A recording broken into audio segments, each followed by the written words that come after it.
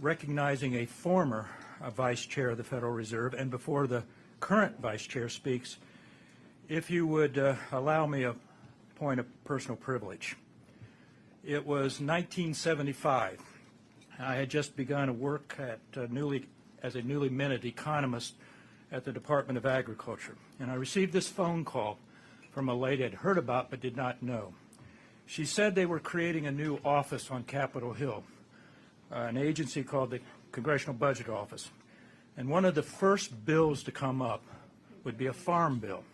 And at the end of the farm bill, there's a title on something we used to refer to as the food stamp program, now the SNAP program. And she said she had heard that I had developed a model for projecting the cost and participation in that program.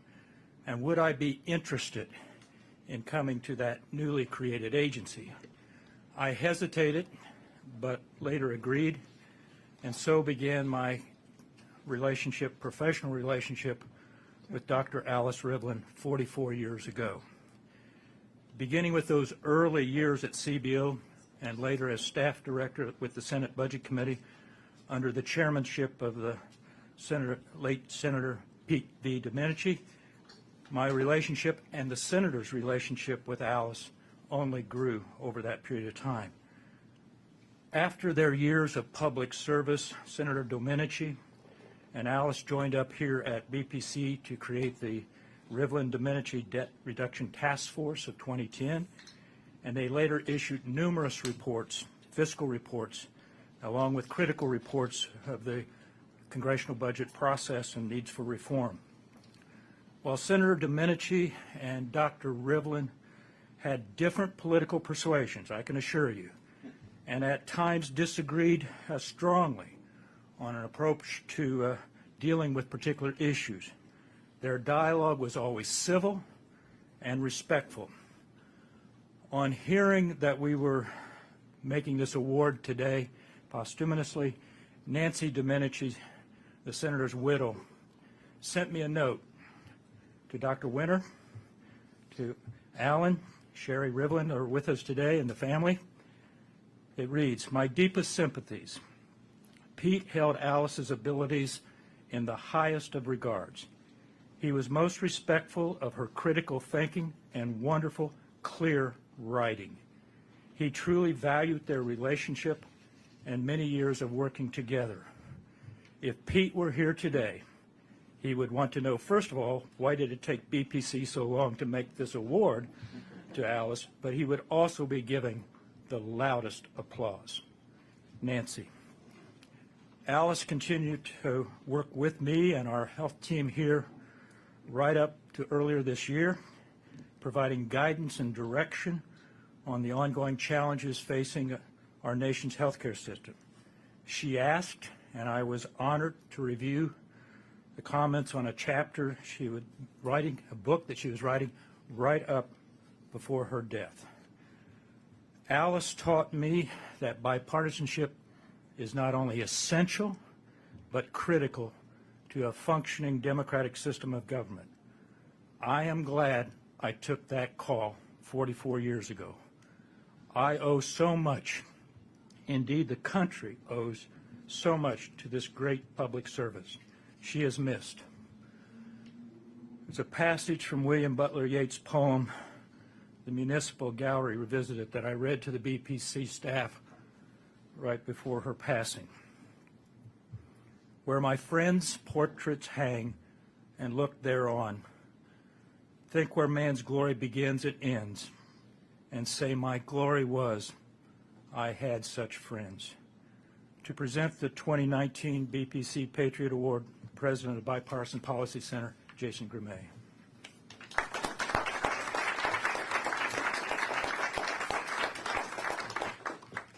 Well, thank you, Bill. As you can tell, Alice is beloved here at the Bipartisan Policy Center. And earlier this year, the board and leadership of the BPC selected Alice as the recipient of our 2019 Patriot Award. The award was created several years ago to acknowledge leaders who have performed public service and patriotic deeds worthy of remembrance. Former awardees include Governor Tom Kean, Congressman Lee Hamilton, Representative John Lewis, Sam Johnson, and Vice President Joe Biden. And I was delighted to have the opportunity to make Alice aware of this honor, but we were not able to have a ceremony to present the award before she passed. And so really deeply gratified that Alice's husband, Sidney, and family members are here to accept the award and to give us the occasion to share our affection and admiration for a leader who really epitomized the grit and the grace and really the joy of public service, from her roles that you are all familiar with at CBO and OMB, Treasury, to her leadership of the DC Financial Control Board. Alice's legacy of achievement has really left an indelible imprint on our democracy and on the city. But our admiration for Alice, as Bill notes, was neither distant or casual. She had a pivotal role in the first decade of this organization. As a staunch believer in fiscal sanity, she and Senator Pete really helped put BPC on the map and created an example of rigor and ambition and collaboration that the organization has strived to replicate ever since. Those of you who know Alice also know she was fearless. She was funny, she was strategic, incredibly productive, and authentically interested in other people, which is a very rare trait among PhD economists. While she's achieved many, many laurels, rest was certainly not part of Alice's agenda. And as Bill notes, until hours before her death, she was working on her book, Divided We Fall, Why Consensus Matters, that we understand will be released later this fall. It was really, truly a privilege to know and work closely with Alice. Her remarkable intellect, quick wit, and incredibly bright smile just made us all a little better. And so, Sid, it is with gratitude that we present this award to you and your family. And on behalf of everybody, thank you for sharing Alice with us and with the country. Thank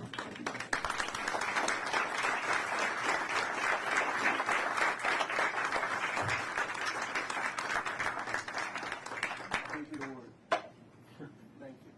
Oh, great. That was either, buddy.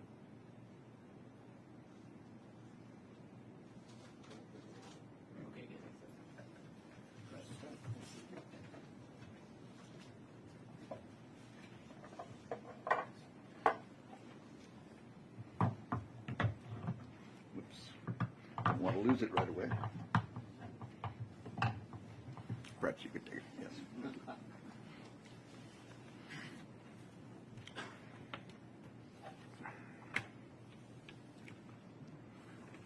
Thank you, Jason. Alice was very pleased to learn of the BPC Patriot Award. I announced it to her over lunch on, I think, April 29, after I heard of it by email relay from Abby Dirac at Brookings. Alice, by that time, had pretty much given up on dealing personally with the massive flow of her email. It was clear that she was unlikely to be able to appear at a ceremony to receive the BPC award. To be frank, Alice at that point was not a person in need of more recognition. She just wanted to get on with the main business of her life, while she still had some life to dedicate. Precisely in that context, the BPC award meant a lot. It recognized her continuing efforts to do what she most wanted to do, namely, to make democratic governance effective in the cause of the general welfare. The recognition per se mattered relatively little, I think, but the BPC and its efforts mattered a lot.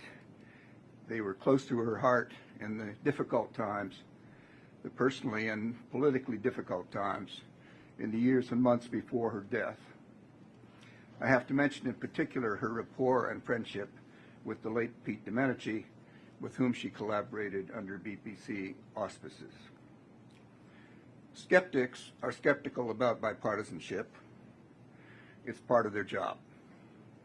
Cynics are cynical about bipartisanship. It's their nature. Alice, however, had her main answer to such critics ready and only waited for opportunities to pounce. She would say, as she said to me personally on many occasions, after listening to one of my frustrated rants, she would say, "So what would you do?" On that question, most critics fell dumb. or perhaps propounded very dubious scenarios about future election outcomes. The only compelling answer is the one Alice adopted: to work to restore bipartisanship with the help of groups like the BPC. Because without bipartisanship, there is simply no exit from our deep problems as a democratic society. I am very honored to accept this BPC award on behalf of my late beloved wife and her family. She did so much, we cannot hope to match her. We can only try to carry on in her spirit, but that at least we and you can do. Thank you.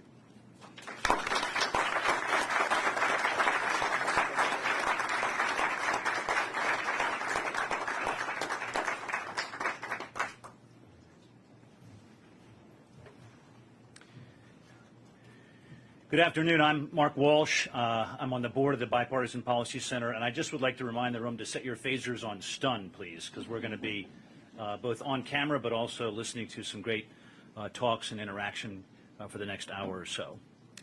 I was also proud to be one of the members and co-chairs of the Task Force on Main Street Finance here at the Bipartisan Policy Center, joined by such luminaries as Karen Mills, former head of the SBA, rather, Paul Grieg, who is CEO of a major bank in the Midwest, and Senator Olympia Snowe, who is also a board member of the BPC with me here. I encourage you all to visit the BPC website and download and consume our fabulous report on the Task Force on Main Street Finance. But to the data at hand and the event at hand is for me to introduce our two speakers as we start this great conversation. One is an interlocutor.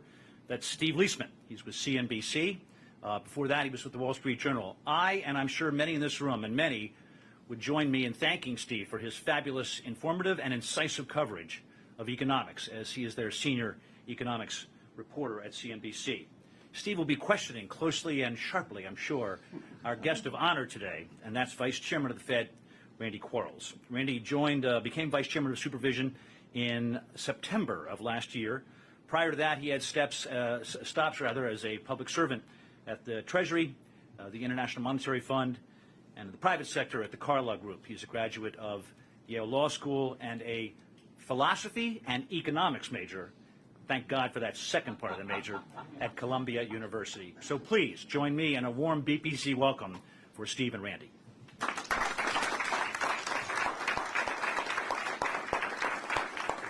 Here. And I just want to thank the Bipartisan Policy Center for inviting me to moderate this discussion, and Randy for agreeing to do it. And I think people just need to understand real quickly, Randy has this interesting job where you're Vice Chairman of Bank Supervision, but you have all the responsibilities of monetary policy as well, but you only collect one salary. So it's like double the work. You left out the FSB. FSB, right, that's the international part. Right. It means you're on a plane. Yes, each takes 50% of my time. How many trips? Right, exactly. Three things. Which is sort of where I want to start, and I do want to talk about Alice as well, but I'm going to come back to that.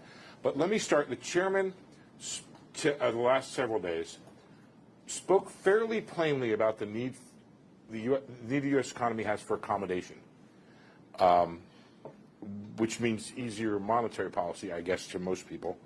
Do you agree with that? And if so, why? Well, so I think if you look at the data about the U.S. economy currently, it's in a very strong position, right? Everyone's familiar with the unemployment rate figures, the lowest they've been in half a century. Current job production is well above what's necessary to absorb new entrants. The productivity measures is something that I've been very focused on and thinking about, both the current state of the economy and the evolution of the economy. Over the course of the last year, that's been materially higher, productivity has been, than it has been in a long time, and that's consistent with some of the things that I've expected. And so if you just look at the current data, it's a very strong economy. On the other hand, there are some significant risks out there, and part of our job at the Fed is to think about what are those risks. We've been calling them cross currents. Global growth is, the case for continued global growth is not as strong as the data around the United States, and that will have effects on us.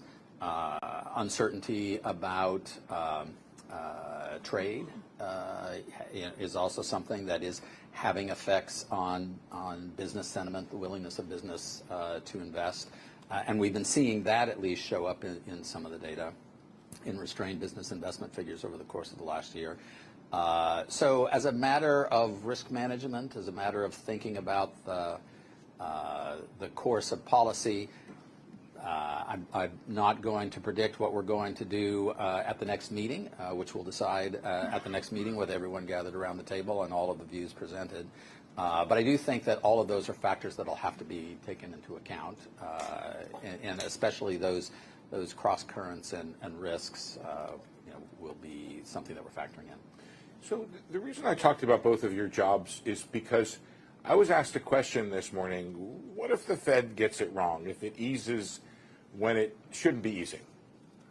And the first thing that occurred to me was we have excesses in the economy build up. And then it occurred to me, well, if excesses in the economy build up, then you're going to blame Randy. So I wonder how concerned you are about the possibility of getting policy wrong to the downside and concerns about excesses in the economy, in markets especially, building up. So that's related to kind of the fundamental question of the relationship between monetary policy and financial stability risk, right? And it has become, I think, the most common view, and I share the view, that the best way to address financial stability risk is with financial stability-centric tools as opposed to monetary policy. I mean, a case can be made for the opposite view. I think Jeremy Stein would occasionally make the case for the opposite view.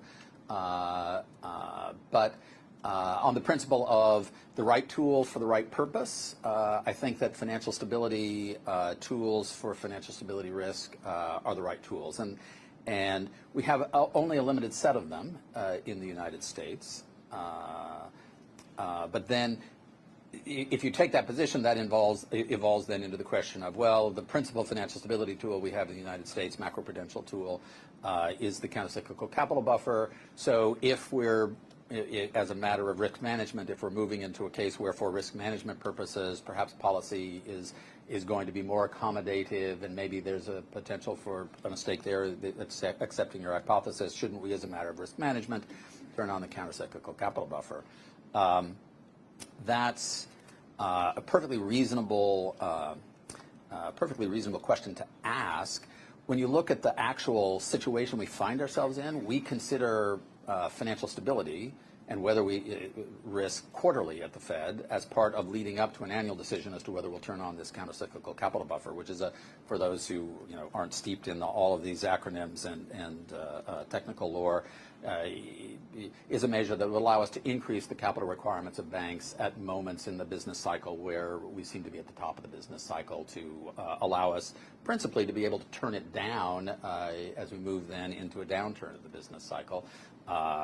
And therefore to stabilize, to cushion, if you will, the potential risk to the financial system of those sorts of movement cycles. Give us an idea of the magnitude of that, Randy. How much is the normal buffer, or how many normal capital levels, and how much would they go up if you were to turn that thing on? So the internationally agreed framework for this countercyclical capital buffer, has... And nobody's put it in place yet, right? Many countries have put it in place. Okay. The Brits have turned it on and turned it off and turned it on again. So around the world, we have a reasonable amount of experience with this, and it could range from half a percentage point to a few percentage points, right? I mean, the view is that the relevant authority would come to a view as to what kind of an additional buffer is needed given the level of financial stability risk, and then would create that additional buffer with the ability to bring it down again as one moved into the bust part of the cycle.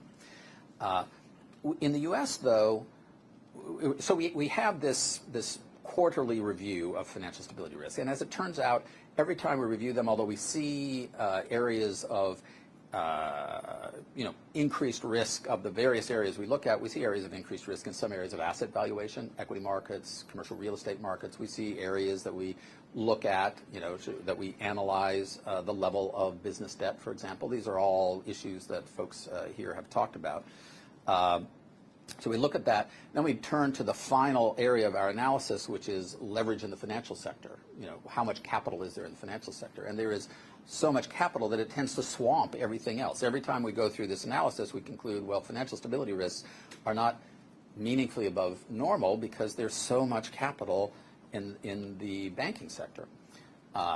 And a way of expressing that, as I've continued to think about that, is that as we calibrated our through-the-cycle requirements, separate from this cyclical ability to have cyclical additions, as we calibrated our through-the-cycle requirements in the United States, we calibrated them at the very high end everywhere.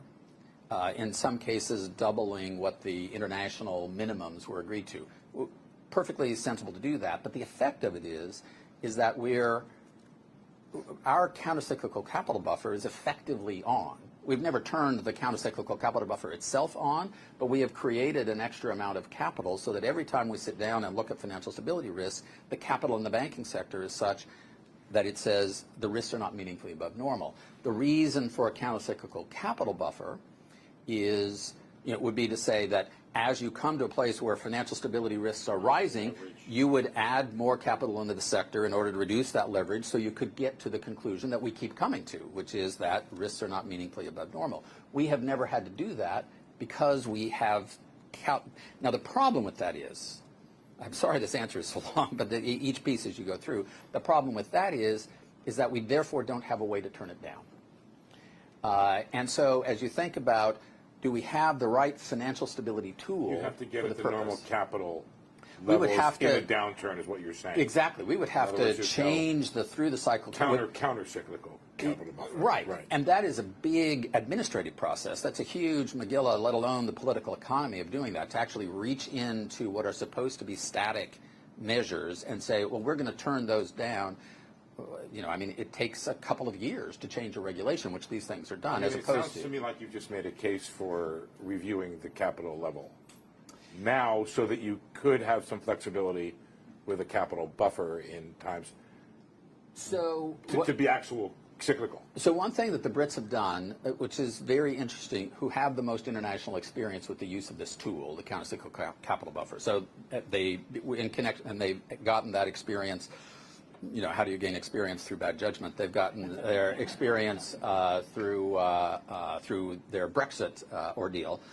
So they've turned it on, they've turned it off, they've turned it on again, and they've increasingly come to view that the principal benefit of this buffer is less to if you will, row against the current in the boom time, and more to be able to turn something down in the down part of the cycle. So they are actually taking portions of their through the cycle capital and turning it into countercyclical capital buffer. In other words, turning the countercyclical capital buffer, instead of something that will turn on in the boom, it's always on as a flexible layer of capital at the top. And because they believe that their system is appropriately capitalized currently, they're not adding it on the top. They're taking some portions of their through-the-cycle capital and turning it into this flexible. Is that something we might do here? So I think it's something we should think about. You've completely destroyed the order of things that I wanted to do. But rolling with the punches is sort of what I get paid for, so don't worry about that. I'm going to come back to bank supervision. I had one more question about monetary policy. Actually, I got a bunch, but let me just throw this one out here, because it sort of relates to what we're talking about, which is market pricing. And I've got two questions about market pricing. The stock market appears to price what it expects you to do. There's a Fed funds futures market, there's a bond market, there's like $110 trillion of assets around the world that price their expectations for the Fed. One is a specific question. All of that pricing is, actually there's three here. All of that pricing is leaning towards the idea of not only accommodation coming in July, but coming in the next several months, additional accommodation coming. So I need to ask you specifically, is all of that stuff wrong? Secondly, that's not a joke question. I don't know why you guys find that funny. I always miss my own jokes, but okay. Secondly, do you feel a responsibility to guide the market toward correctly pricing in what the Fed is going to do? And thirdly, does all of this box you in for your ability to make policy? So does the market have it wrong? I think the only answer to that is we'll see. Because our job is to respond to the data as it evolves. And I, at this point, I would not be prepared to predict, as well as I'm sure someone would come out of the wings and wrestle me to the ground were I to try to predict. But I would not be prepared to predict what the decision would be at the next meeting. And the decision for the meeting after that will depend on how the data evolves. But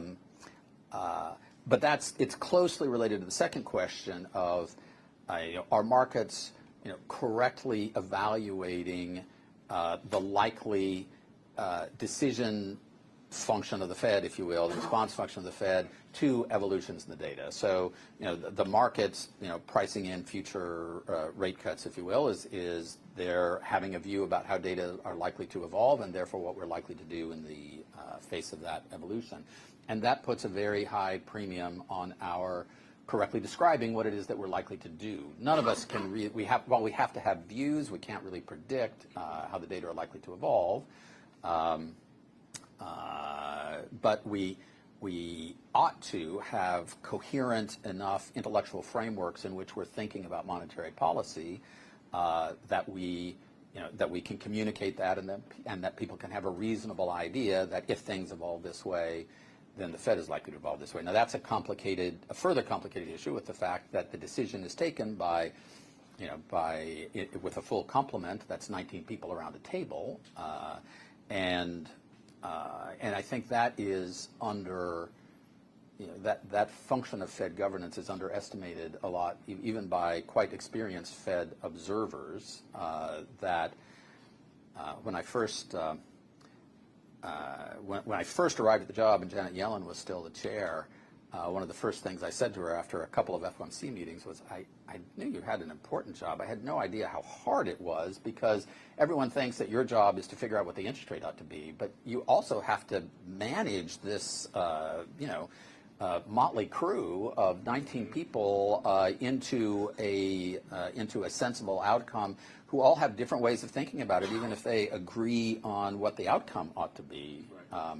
And therefore, the communication from all the various members can be difficult for markets then to interpret.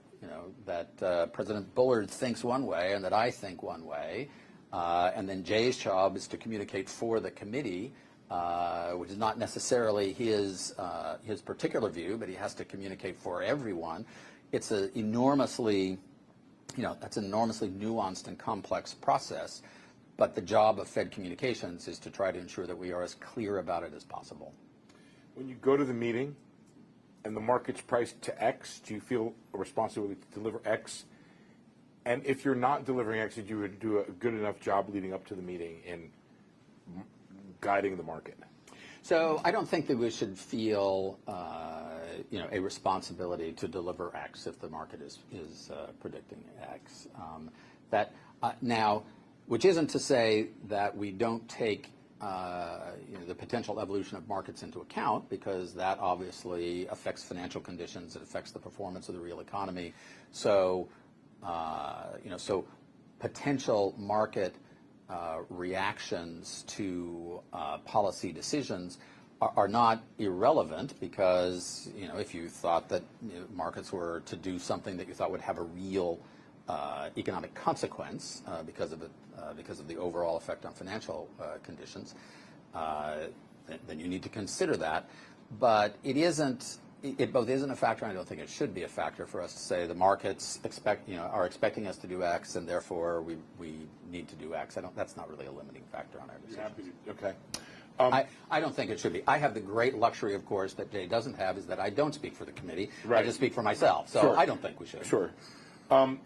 So I want to take a break from this sort of discussion, and we'll talk about supervision next. But first I want to ask you about Alice, and I just want to say a personal note. I knew Alice well. I talked to her in her various capacities over the years, and I had a really hard time after she passed going on TV and talking about her. I didn't quite know how to do it, because Alice was a very well-known economist in her own right, but she was also the first woman economist in all of those jobs. And I didn't want to be like, well, she's well known and great because she was the first woman. She wasn't, because when it came to the CBO, she was the first person in charge of the CBO and the first woman in charge of the CBO. So she was all of those things, and I found it sort of difficult. I didn't want to emphasize one over the other, especially I did want to make the point because of the issue of women in economics, how important it was that she was a woman in those jobs. But anyway, your sense of the loss of Alice and the legacy. Alice Rivlin was, in my view, really the paradigmatic public servant. She stood for, by reputation, I didn't know her nearly as well as I think most of the people in this room did, but I did know her and admired her enormously for all of my life because she stood for careful and clear and critical evaluation of issues. She was into the details. She was eager to deal with the plumbing because the plumbing is very important, and too many people in Washington, want to deal with the cosmos as opposed to the plumbing. And I've taken that as an example for my own forays into public policy, is that there's got to be somebody who's dealing with the plumbing, and she was. And also, she stood for me, at least, I hope for many people, as an example that you could be really committed to policy issues, to ideas, and to politics without succumbing to the shirts and skins mentality that characterizes so much of Washington. Thanks for that. I'm going to move now to the supervision portion of the discussion here, and I think we might get back to the broader economic ideas here. And I want to start with the broad political framework. And it's interesting, you said, I know you, Randy, as a person who's steeped in these details. I just imagine what it must be like at a cocktail party talking to you. I was just like, and I don't mean that pejoratively. People try to avoid that. I don't mean that, I'm sure. I mean, but anyway, at the same time that you are steeped in the details, you have to think about the broad political framework. And that framework is, whatever the sense, this is my opinion, whatever the sense of altering the Dodd-Frank rules, the politics of it is you're watering down bank regulation. How do you handle that political fallout? And if you think I have it wrong, I'm happy to, but that's where it seems to get relatively quickly demagogued, and where when you hear about the discussion, for example, in even the questioning of the chairman today, that's what comes up. So I think the best that we can do is, I think the best that we can do is to do our job. I mean, yes, you're correct. I was expecting that when I took this job on, that it didn't matter what we did, we'd be accused of watering down bank regulation. I was a little surprised at the degree to which the very first thing we did, quite intentionally so, was a modest recalibration that was virtually impossible to characterize as watering down bank regulation. And I thought, so, if the very first thing we do, everybody says, hey, that's kind of smart, and that's not watering it down, and if that's the path they're going to go down, and we were creamed by everyone, including the editorial page of the Wall Street Journal. It was just flabbergasting, because there was just really no way that you could dispassionately look at that first move, which is a recalibration of the enhanced supplemental leverage ratio, which is one of the reasons people don't want to talk to me at a cocktail party. There's got to be someone out there. Got to be. Got to keep looking. But we did this recalibration of the enhanced supplemental leverage ratio in a way that just, there is no way to view that as anything other than a net positive for the system, whatever your view about bank regulation. And that was viewed as watering down. So at that point, I said, well, then the only thing we're going to be able to do is to follow what our intended path is, which is, I think, what any responsible organization would do. A huge body of post-crisis regulation was put into place post the crisis.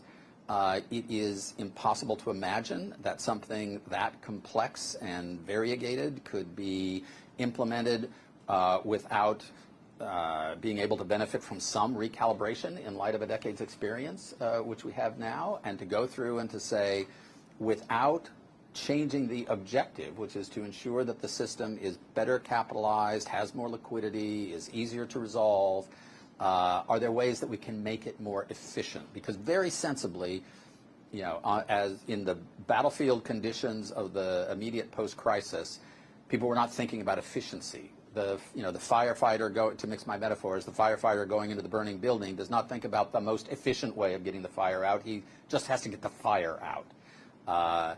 And now we have the benefit of saying we have a fair bit of experience, and surely there will be ways that we can achieve the same objectives in a more efficient way. We will have turned some dial somewhere up too high. We may have turned some dial somewhere too low. One of the things I have talked about, I put on the table for international discussion is, you know, we don't have any standardized rules about liquidity at international bank branches, and maybe we should. For reasons that we could get into. But as you look at that on the basis of experience, there'll be ways to recalibrate it that will not weaken it, but that in fact will make it a better system. That's what we've been doing. I am very comfortable defending each of the changes that we've made. And so you just have to recognize that, you know, when I go up for my semi-annual testimonies, half of the Congress will be accusing me of exposing the soft white underbelly of the financial system to the next crisis, and I just don't think we're doing that.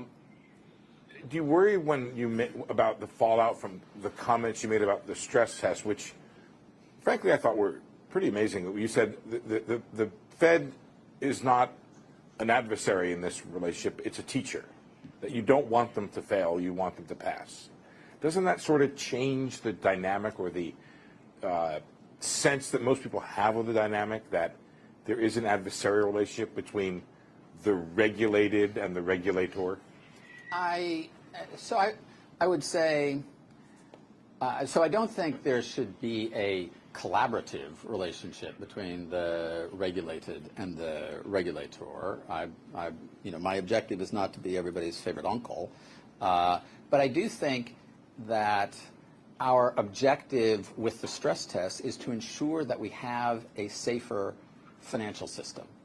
And the measure of that will be when all the banks pass the test, when we have an increasingly stringent test that all the banks pass because they are getting safer and safer.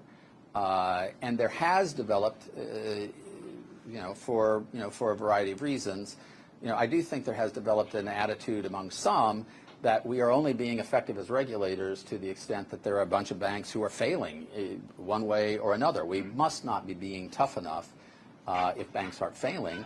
I view that as how else would we measure success unless we say we have brought the banks to a position and the system to a position where when we put it through a very strong stress, everybody passes. That ought to be what we want. I'm going to let, I know there's some very smart people out here on the banking issue. Let them deal with some of the details. I want to ask about one particular detail, which I have followed. I guess I followed the passage of Dodd-Frank, which was going to be Cork or something else before it was Dodd-Frank, as I recall. And there's some smiles out there, people who remember that. I call it Frankenstein, but it's the Volcker Rule.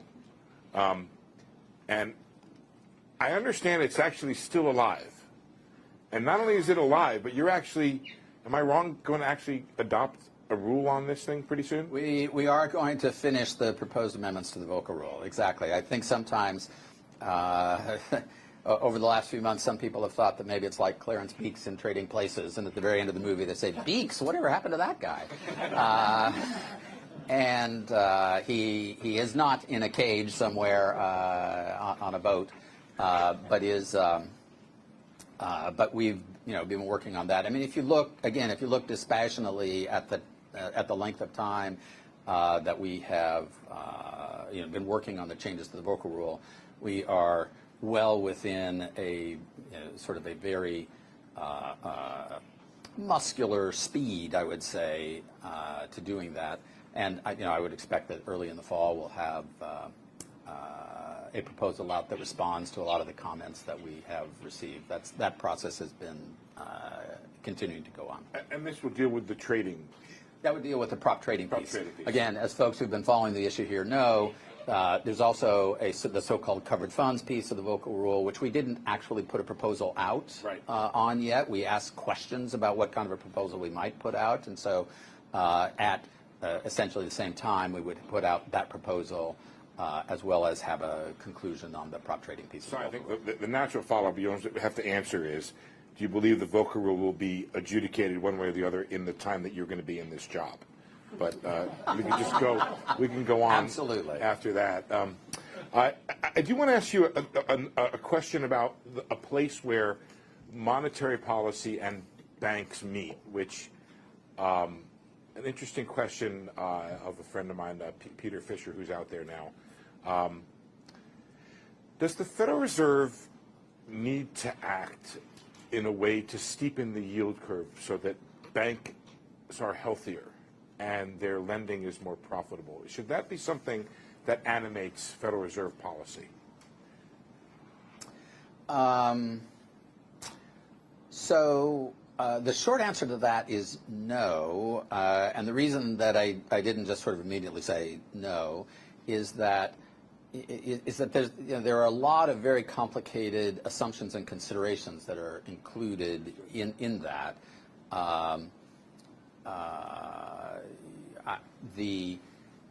We do have an interest as a central bank and in connection with our responsibilities as a central bank in ensuring that we have a healthy financial sector that can support activity in the real economy.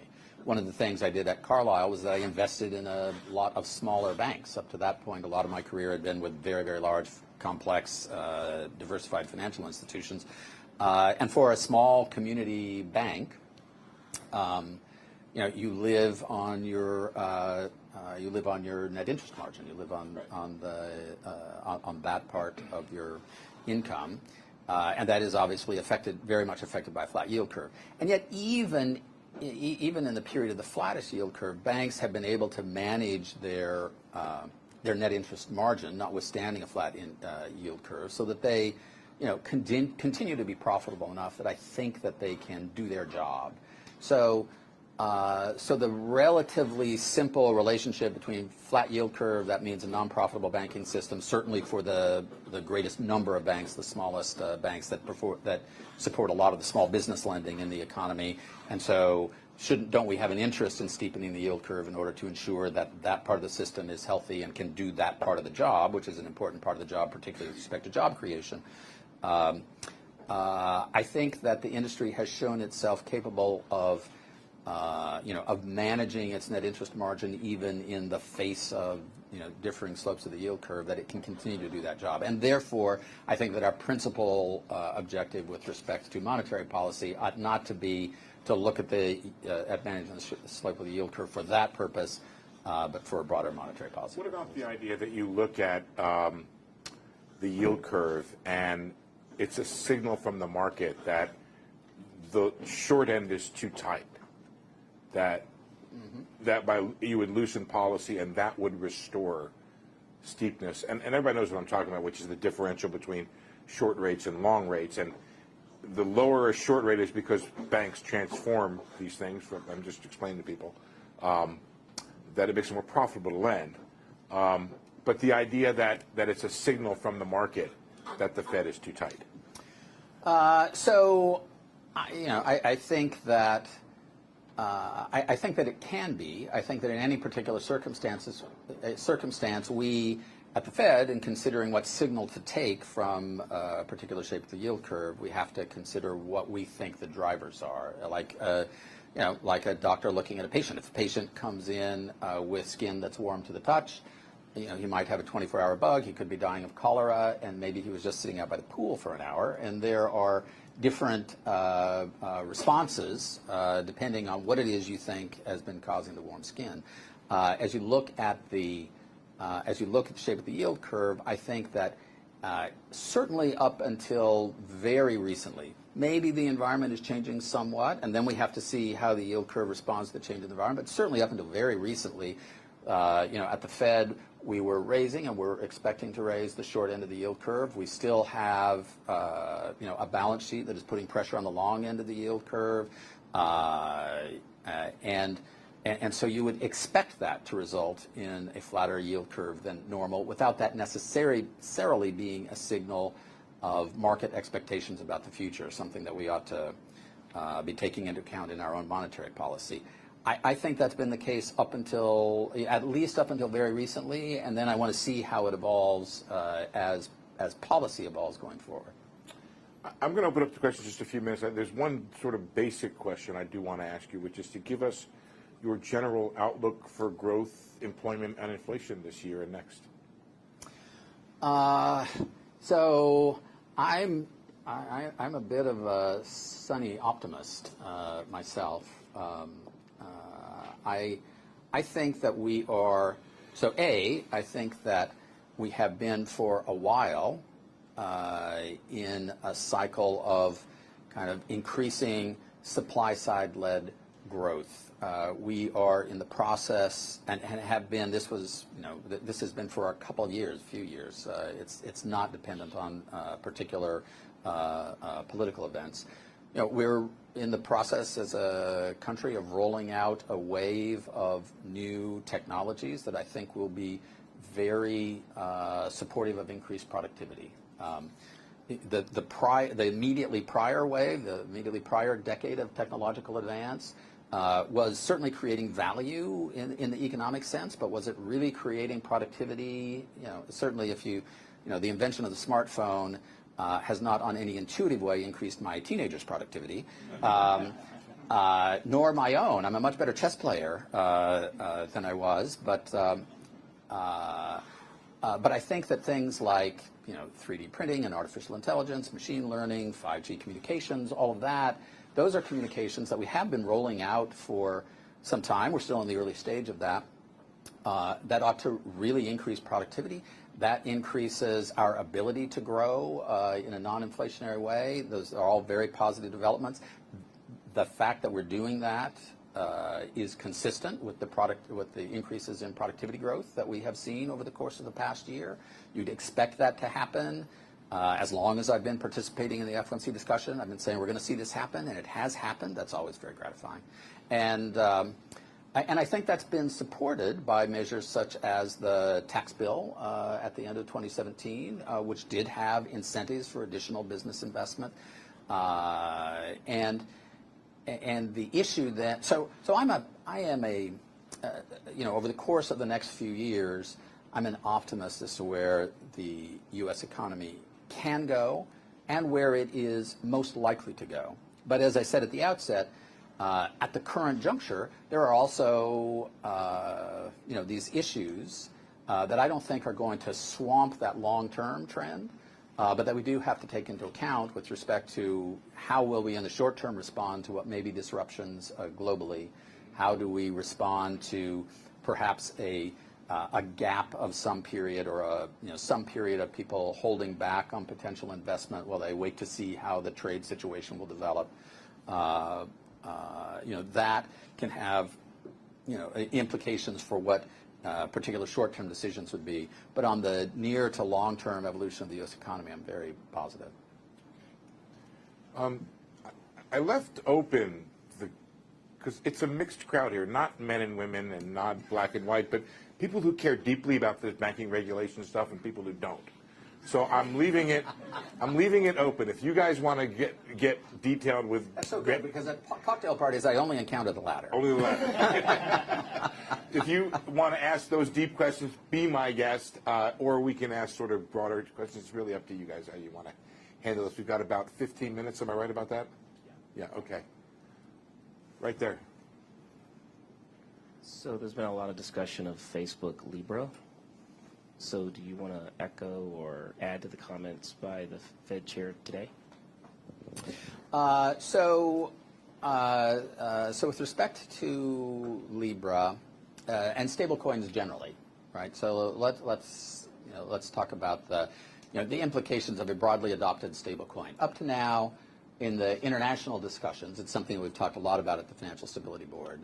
The conclusion has been, crypto assets are just not a big enough thing to raise financial stability concerns. They raise consumer protection concerns, they raise potential facilitation of criminal activity concerns from the official sector, as well as their positive benefits. But they just aren't big enough. You'd never guess that from the amount of space they take up in the paper, but they just weren't big enough. Something like a stable coin, which does away with some of the volatility that has made crypto assets up to now not usable widely as mechanisms of payment. Something like a stable coin that is placed on a widely used platform, that changes that analysis. And so in the international discussions, one of the things that came out of the G20 summit in Osaka very recently was a mandate to the Financial Stability Board to look at the question of stable coins and to say, what ought we to do about that? And so we at the FSB, we will be taking that on. Now, I'm not prejudging what the outcome of that analysis will be, because up to now, on the basis of don't trouble till trouble troubles you, or sufficient unto the day is the evil thereof, having concluded that it's not a big enough thing to worry about, we haven't worried about it. And now I think we do need to think about it, and there are clear benefits as well as concerns, and we'll be deeply engaged on them over the course of the next several months. Does that mean it comes up at the next FSOC meeting? Is that on the agenda? So the agenda for the next FSOC meeting has not been developed yet, but I certainly we will be discussing it interagency. So I'd be surprised if it doesn't, whether it's the next meeting or thereafter, become a topic of discussion at the FSOC. Yeah. Gentleman back here. Do you want people to identify themselves? Is that yeah? Why don't you say your name and where you're from? So Andy Navarrete from Capital One, thank you for joining us. And by the way, with the Trading Places reference, your legend only grows. So one of these geeky regulatory questions, which is the implementation of 2155. You released some capital relief rules here recently. Obviously had the FBO proposal out. Can you give us a sense of is there an effort or a conscious thought about coordinating the timing of these various things so that the domestic rules will be released with the foreign bank rules and then maybe tied to that April 1st implementation date next year? So I realize you're limited in terms of your comments, but just any sense of where we are in the process. I mean, it is our objective to try to have them complete at the same time, and I don't think, life being what it is, maybe that could slip a little bit, but our objective is that we would not have any significant period of time where the domestic tailoring piece was complete and the foreign bank tailoring piece was not, because that wouldn't be consistent with the obligation that we have, I think, under the law to ensure that we take into account national treatment and that our foreign and domestic firms are treated similarly. And now on the timing of when that synchronization happens, I don't think that it's inappropriate.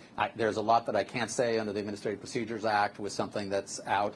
I don't think, however, that it's inappropriate for me to point out what most people would think is that I'm supposed to testify on these matters again in the fall, and that will be an exceedingly uncomfortable testimony.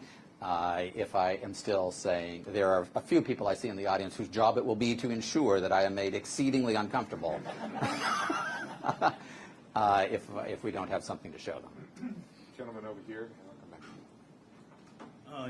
Since there aren't many questions, I thought I'd throw one in from the Cosmos view.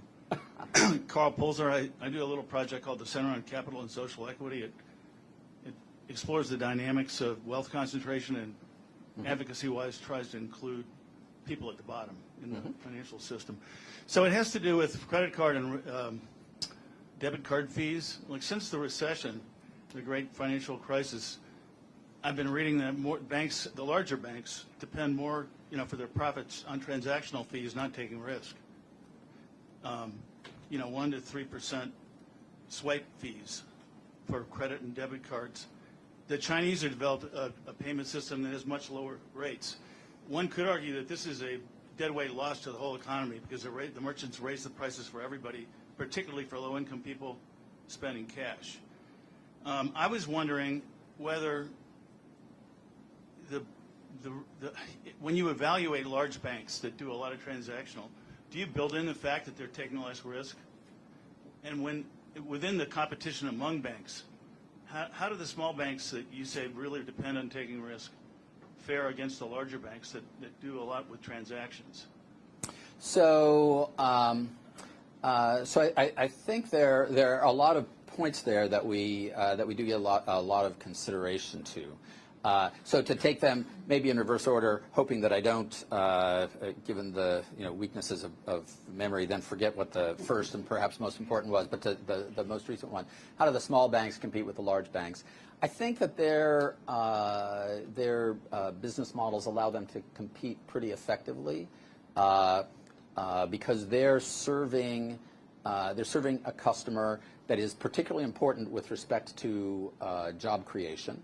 That it is harder for the large banks to effectively serve. And as I say, during the period of time that I was an investor in small banks, I became very convinced both of the benefits of their role in our system and of their ability to compete. I mean, I wouldn't have put money into them if I didn't think that they could, in fact, compete in that niche.